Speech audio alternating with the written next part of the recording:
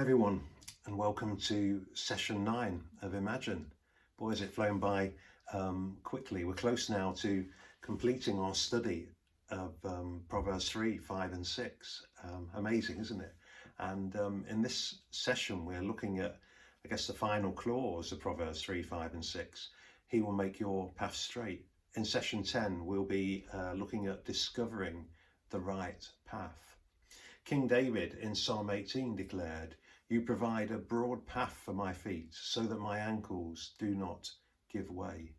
As I look back on my personal journey, like so many others, I can see the hand of God so clearly upon my life.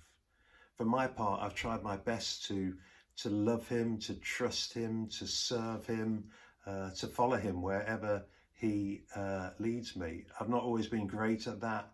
And I'm still a work in progress, like we all are. We're all on this journey of trust. But as I reflect back on my life, I can see that God has been clearly orchestrating, directing, and even straightening out my path since the day I was born. I was adopted at 5 or 6 weeks old into a Christian home. My parents faithfully attended a local church and brought me up to know Jesus. I became a Christian at about 4 years old and grew in my faith over the following years.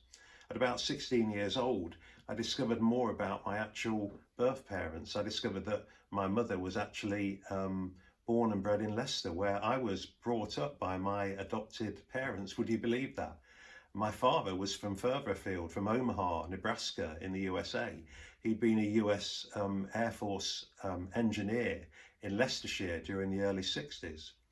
In 1989, I discovered that it was about time that I found my biological mother and met her, and it was an amazing moment to meet her after all those years of wondering who she was and what she was like, and to be able to introduce her to our young family. We've kept in touch ever since, and we visit her as often as we can. In 2001, I received a prophetic word that it was important that I knew who my father was. And after some searching on the internet, remember it was the early days of the internet back then, I was pretty sure I'd found the right man. So I decided to call him. What do you say to a man you've never met and who lives thousands of miles away when he answers his phone? So I plucked up the courage and I rang him. And I simply said, "Were you at Bruntingthorpe Air Base in Leicestershire in the early 1960s? And he replied, well, yes, I was. So I said, "I think I'm your son." Can you believe somebody ringing you up and telling you that? I think I'm your son. And of course, it turned out I was his son, am his son. And he was absolutely ecstatic about it and told me that he'd always felt there was somebody back in England. I soon discovered that I had a whole family in the United States, a wonderful family that I had no idea existed, and a wonderful family in Leicester as well. I met my father in San Francisco in the Holiday Inn, and I'll never forget that moment. It was like a scene from Long Lost Family. It was incredible to meet my dad after all those years, 39 years I think it was. And Julia and I have visited our family in Omaha several times now. We're very close. I also discovered that my great-grandparents were from Syria, from a place called Beit Lahia. And my US family's name is Khouri, K-O-O-R-Y, but the original Syrian name is Khouri. And I was amazed to discover that not only does the family tree trace itself back to Solomon, but that in Syrian, the name Khouri means priest. Isn't that incredible? That blew me away to think that one of my early ancestors was a priest, and that here I am, hundreds of years later, serving God as a priest. You see, God has had his hand over my family down the centuries. He is an amazing God. And as I look back on my life, there have been so many coincidences, or God incidences as we like to call them. A series of coincidences caused my adopted mother and father to meet at a Christian camp all those years ago. In the early years of my career, I missed out on 2 nailed down promotions and ended up in a backwater in the Fenlands. And that was the place where a Christian minister took me under his wing, straightened me out. It's the place where I really learned to hear God's voice. And it's the place where God called me to ministry. Amazing. And I returned back to Leicester at just the right time to meet my wife and soulmate, Julia, who'd been recently widowed. And when God clearly directed us to go to Bible college, we thought we were going to train for the Baptist ministry, but all their colleges were full. And so we ended up in Elim, which we absolutely love, being part of the Elim family. And there are so many other stories that I could tell you of God's leading and directing of my life. But we shouldn't be surprised by this, should we? Proverbs 4 verse 11 says this: I instruct you in the way of wisdom and lead you along straight paths. You see, if we choose to trust the Lord with all our heart and lean not on our own understanding, if we choose to acknowledge him in all our ways, then he promises to make our paths straight, to lead us along those straight paths. So what kind of paths are they? Commentators have argued about this, debated this over the years. What is the meaning of paths in this verse? The word we translate as path, I think we mentioned it in the last session, is orach, a well-trodden path, it means. The primitive root word yashar, which we translate as make straight, means to be causatively to make straight, level and lawful, and figuratively to be right, pleasant and prosperous. It can also mean to make a straight path, such as one for a king, free of obstacles and level. Amazing, isn't it? So right and righteous paths, make your paths right, make them straight. What right and righteous? I delved into this a little bit, and there is a sense in this verse that as we trust God with our lives and fully depend on him, that he will guide us and also straighten out our lives. Whilst God is more concerned about us living in the right way than our own personal destiny and fulfillment, there's also a suggestion that he desires to guide us throughout our lives to help us to stay on, listen to this, the right and righteous paths. Psalm 23, of course, verse 3, he refreshes and restores my soul, my life. He leads me in the paths of righteousness for his name's sake. So there's a sense that as we trust and allow him to straighten out our paths, God also does a work to straighten us out and help us to live right. And they are guided paths. David prayed, make me to know your ways, O Lord. Teach me your paths, for you are the God of my salvation. Psalm 25, 4-5. And God promised through Isaiah that the Lord will guide you continually.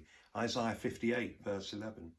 You see, the more time we spend with God, developing our relationship with him, the more we'll be open to his promptings and the leading of the Holy Spirit. And God will speak to us if we'll only take the time to listen to him. He wants to guide us. He's promised to guide us continually in the major and the minor decisions of our lives. So can I encourage you, as part of Imagine, to really connect with God on a much more regular basis and at a deeper level? We talked about that in the last session, about really knowing God. You see, if you trust God and learn to hear his voice clearly, imagine what he might guide you into tomorrow.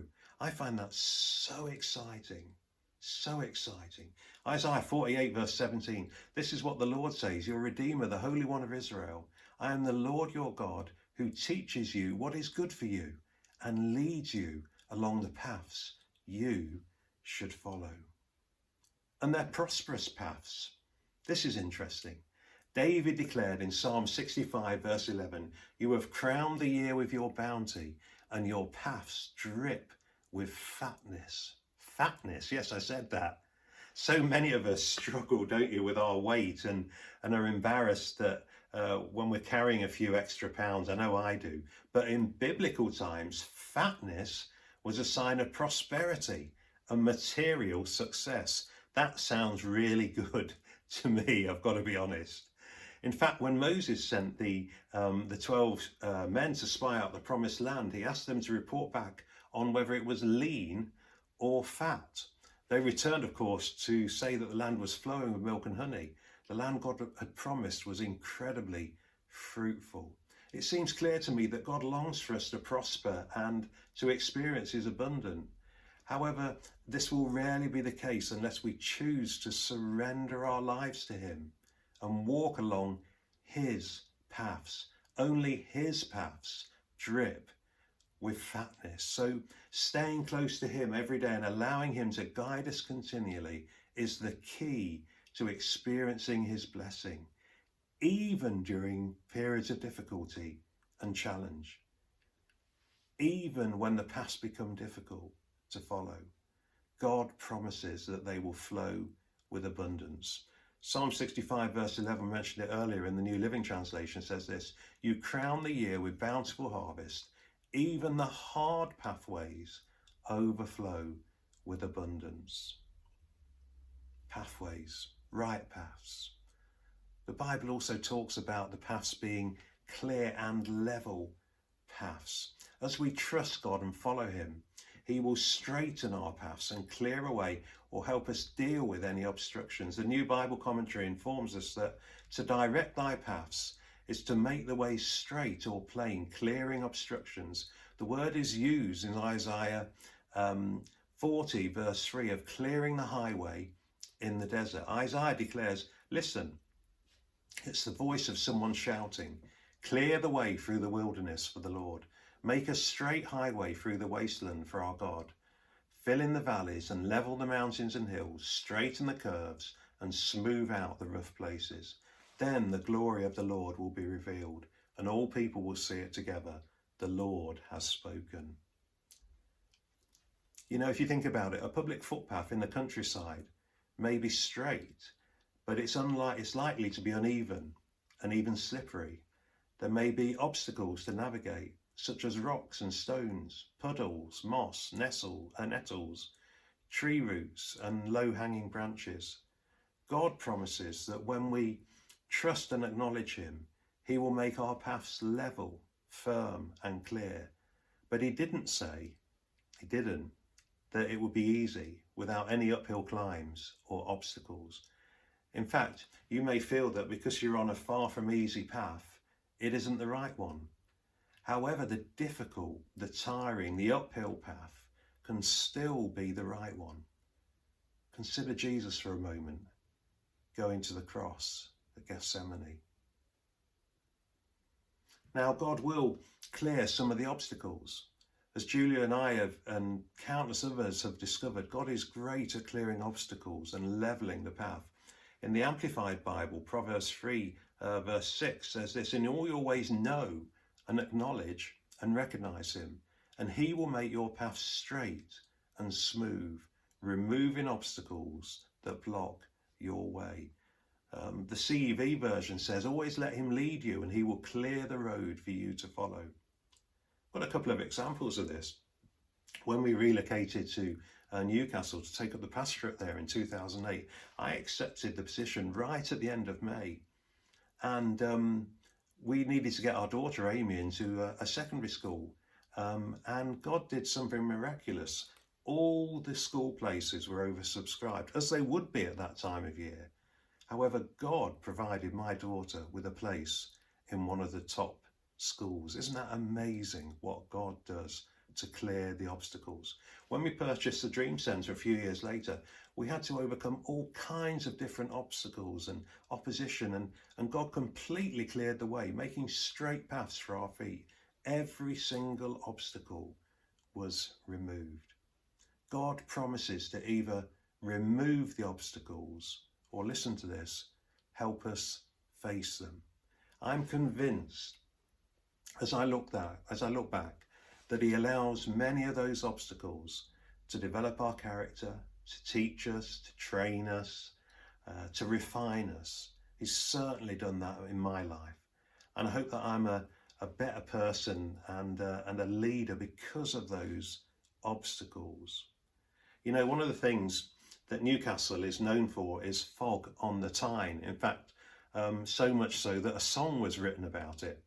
And there have been many times when it seemed as if there's been a dense fog across the path as I've been walking with God. But rest assured, he sees the pathway, even if we see the fog. And God eventually clears the fog and brings clarity of vision, enabling us to run with perseverance the race that he has marked out for us. He will do that. You know, trusting God with all our hearts is so worth it. I love what it says in Isaiah 26, verse 7 to 8. Trust in the Lord forever, for the Lord himself is the rock eternal. The path of the righteous is level. You, the upright one, make the ways of the righteous smooth. Yes, Lord, walking in the way of your laws, we wait for you. Your name and renown are the desire of our heart. He is the God who makes our paths straight. Isn't that wonderful? It's time now to look at your study questions.